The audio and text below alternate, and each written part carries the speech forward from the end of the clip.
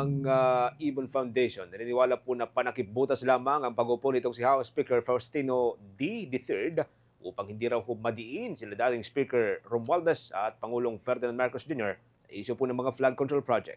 May update ang Bombo Radio Rojas.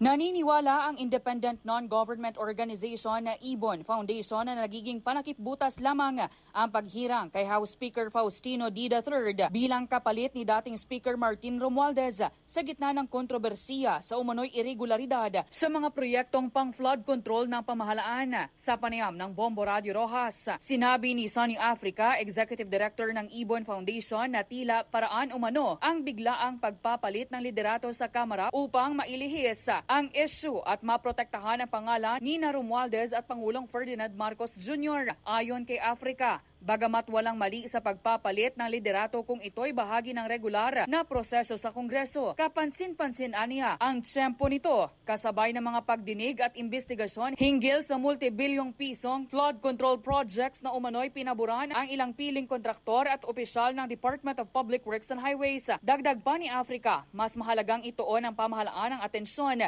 sa pagbubunyag ng buong katotohanan at pagsasampa ng kaso laban sa mga mambabatas at opisyal ng gobyerno na posibleng sangkot sa maanumalyang kontrata kaysa sa pagpapalit lamang ng mga posisyon. Hinimok din ng Ibon Foundation ang publiko na manatiling mapagmatyag at patuloy na manawagan ng transparency at accountability upang hindi umano malihis ang investigasyon at tuluyang mabaon sa limot ang issue. Itong si Speaker Romualdez, ang pinapalabas, nag-resign siya para bigyan daan daw ang investigasyon.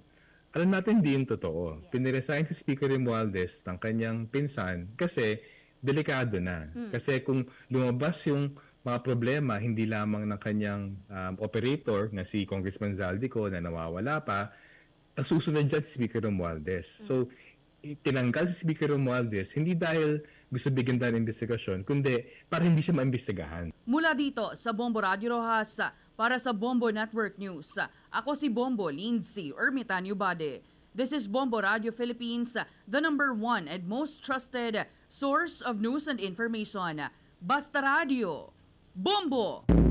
For the most trusted source of news and information, visit our website at www.bomboradio.com. Follow us on Bombo Radio mobile app, Facebook, YouTube, TikTok, and X, formerly Twitter.